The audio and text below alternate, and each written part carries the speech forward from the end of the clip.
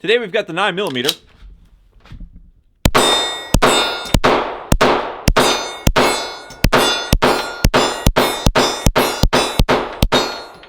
versus the 5.7 by 28.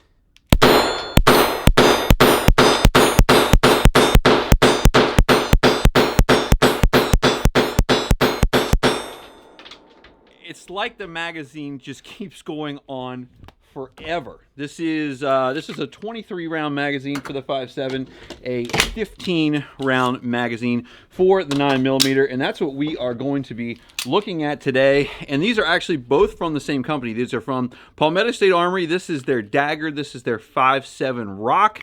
And although these are, different guns and from the same company, we're really going to be looking at how these different rounds perform and why the 5.7 exists and what it was designed to do. Now, when the 5.7 came around, NATO was firmly using the 9mm.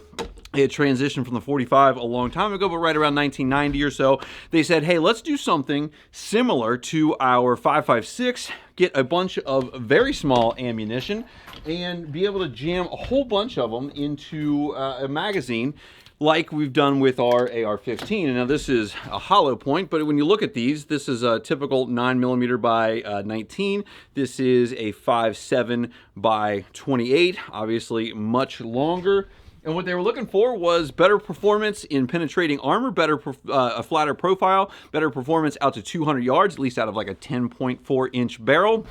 And at that range, they were hoping that you wouldn't have over penetration and hoping that the energy would drop off versus this 9mm that will carry energy out to, quite a ways away, even if it's not an effective shot to make. So the 5.7 by 28 was born. I don't remember exactly who was developing it, but there was a company that you may have heard of called H&K based in Germany that was making a competitive round to this. And NATO was about ready to go ahead and select this one for its pistols to replace the 9mm. And Germany said no. They said that we're not going to that.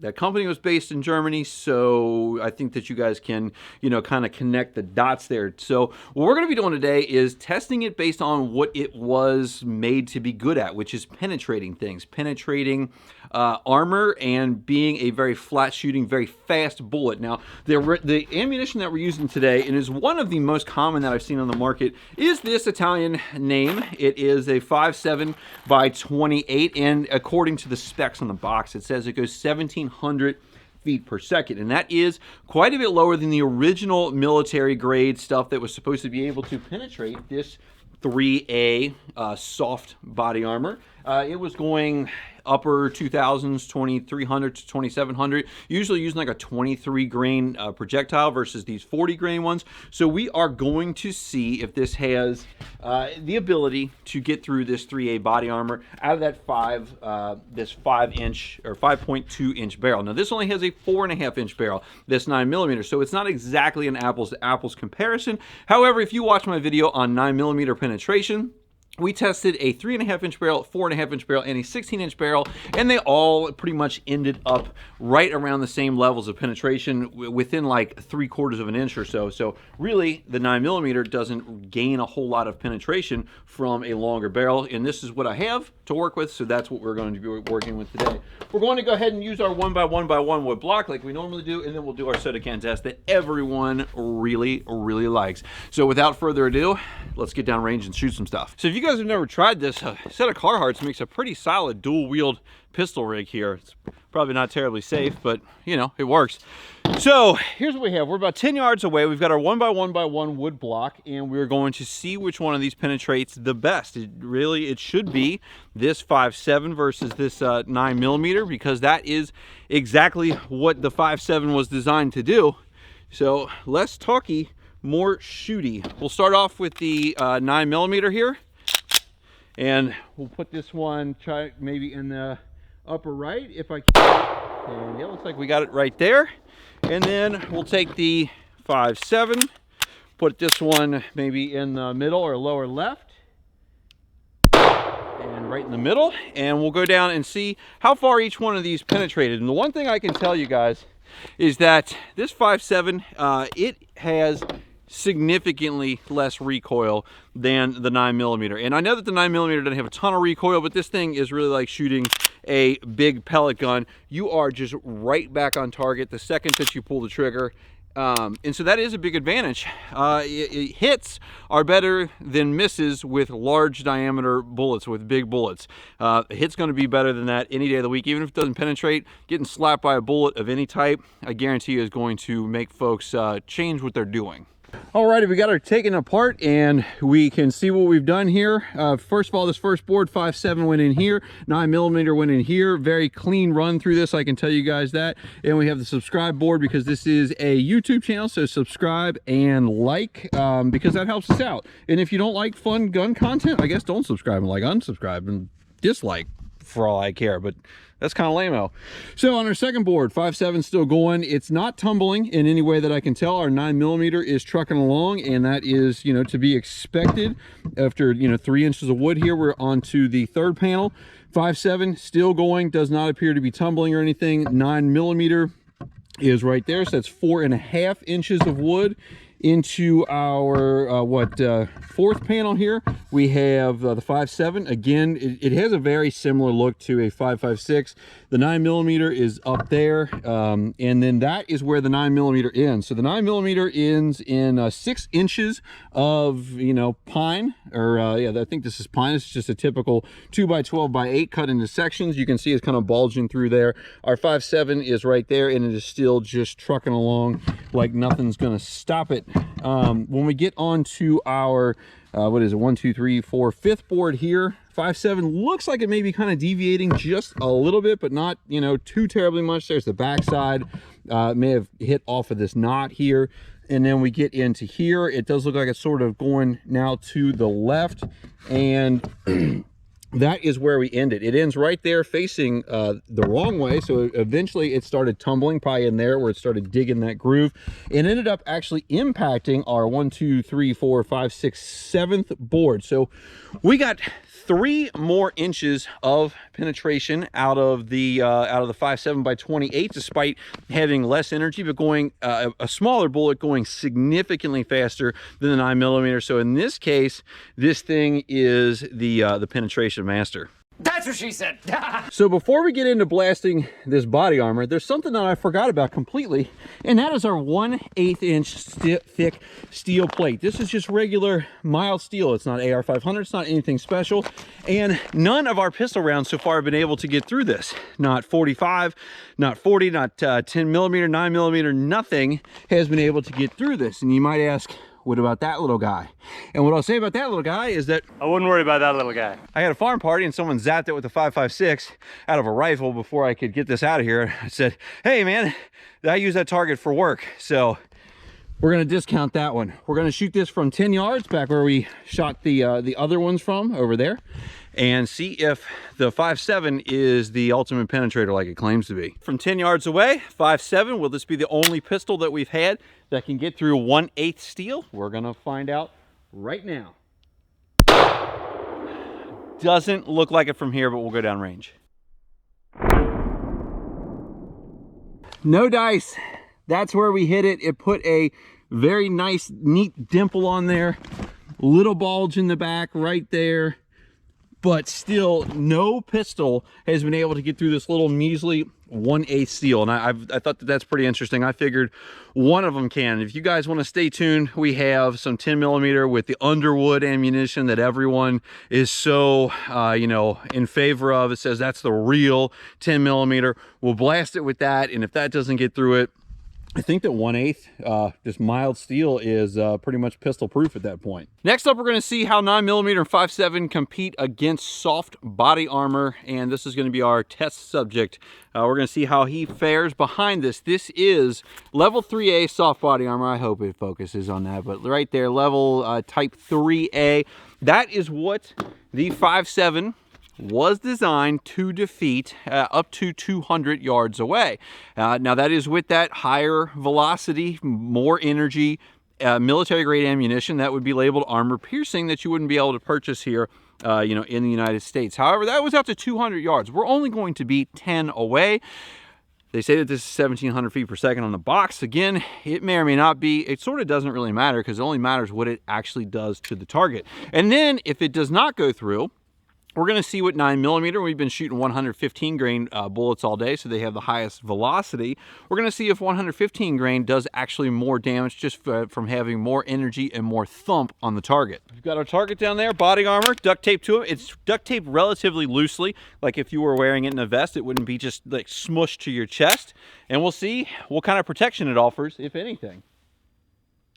Yeah, it does not look good. From right here, but let's go see. The snow is not helping things. It does not look good for this pineapple. His head here is kind of meh. That's where the 5.7 went in. That is where it came out. It totally penetrated this thing. Let me see if we can get this cut open real quick. Cut this duct tape off of there.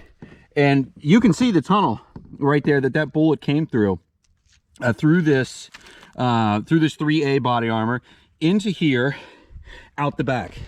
100% did exactly what it was supposed to do, even with it not being that that super high speed, round that the military initially designed this for.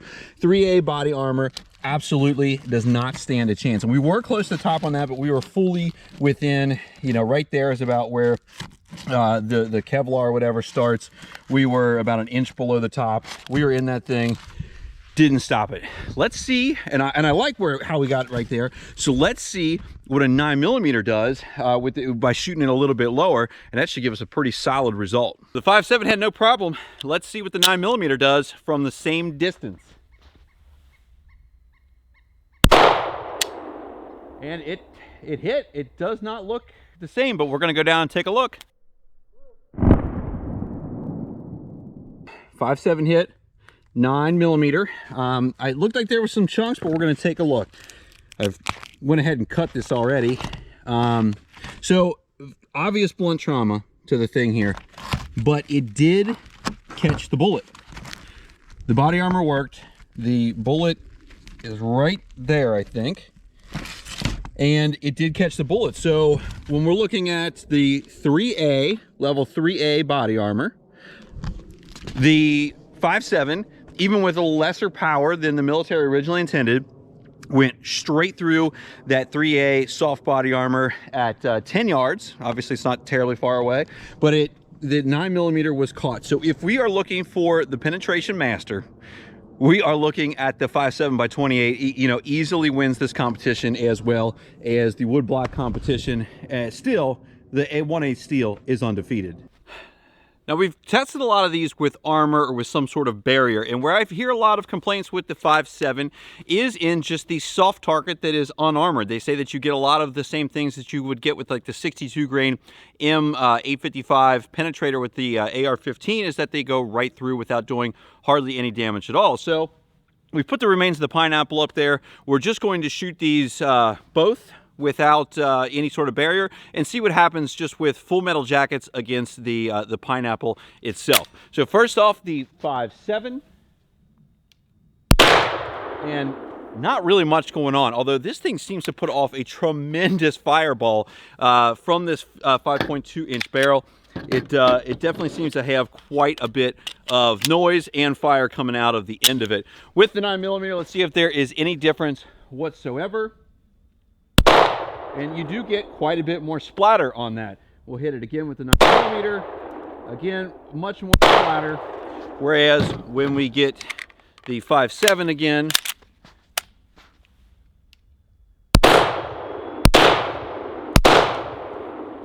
not as much soft tissue damage, at least it seems to me at this range right now.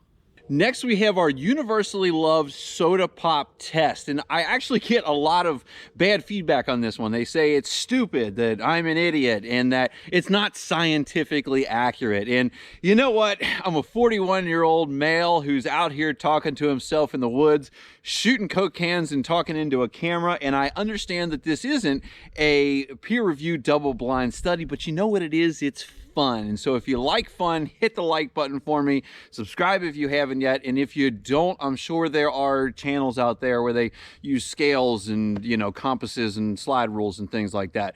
But if you're still with me, let's get to shooting these things. As usual, 12 cans. We'll start with the 5.7 out of the PSA Rock here and see how many that we get.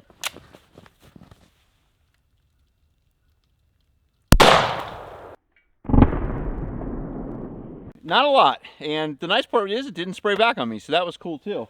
And I tell you what, while they're still lined up, let's just shoot it again just to see what happened. We got 1, 2, 3. The fourth one is not at all damaged. Let's see if we can get a better shot with a second shot.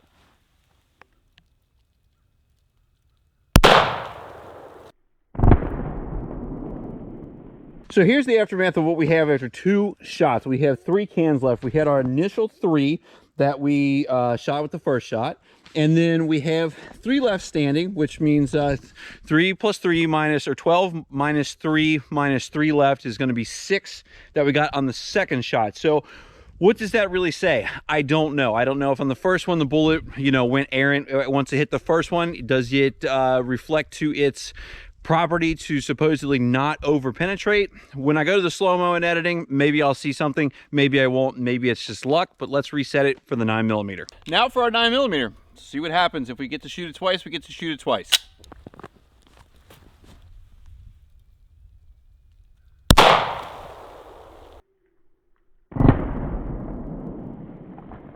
And that was obviously a much more dramatic response.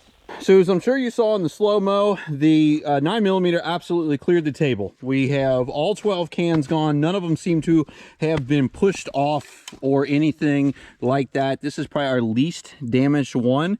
And I don't know if the bullet went off into the woods, if it got deflected, whatever happens once the bullet ends up hitting the cans, but they are all damaged and none of them look like they were just ran into each other. So in this case, the 9mm did better because it has more energy behind that bullet and it can just continue on that path. And it also may lend itself to the property of the 5.7 supposedly not over penetrating like a 9mm will at various distances, because it is just that larger, more massive bullet that just has that inertia to keep going. And I'll tell you what, today we have seen that without a doubt the 5.7x28 is the it's the penetration monster. So, you know, hide your wives and girlfriends, because that one is the one that is going to go through that body armor down there. It is going to penetrate deeper into that chunk of wood, and pretty much from what I've seen is the one that you want to use if you're looking to poke a hole, and that makes sense because it's a small bullet going very fast. The 9mm is still unloading more energy, so if that's what you're looking for, then that's probably the way to go. In either case, hits are more important than, you know, energy or anything, as long as, you know, you're making hits. The 5.7 does have a couple advantages in the fact that you can stack more bullets in the same space. Even though this is a compact, this is a full size, the 5.7 is 2/3 the diameter of a 9mm, and so you can just fit more of them in any given gun. The recoil is significantly less than a 9mm, and I can already see the 10mm people type in on their thing like nothing beats a 10 mil, not even like an ICBM with multiple re-entry vehicles. But the recoil on this thing is noticeably less, and so you're going to be able to get back on target and, you know, probably have more hits than a 9mm, a 45 or a 40 or even a 10mm. Now, what I can say about these guns in particular, these Palmetto State guns, but this is a dagger, this is a rock. I feel like this rock is put together so much better than this dagger. I found that in this dagger, when you pull the trigger, and I would have to cock it in order to pull the trigger again, and I can't do it one-handed, but when you pull the trigger, this frame does move from the slide, and it's hard for me to show you with holding one hand with the GoPro. This one feels much more put together. It feels, it doesn't move. There's no errant movements. The trigger feels a little bit better. The handle doesn't feel any really bigger than the 9mm. I know that's kind of a common complaint amongst folks with the much longer 5.7.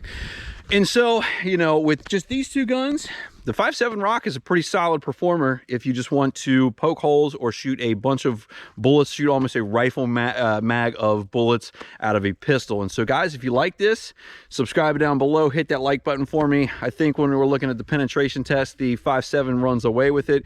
On other things such as energy, it's probably just a toss-up.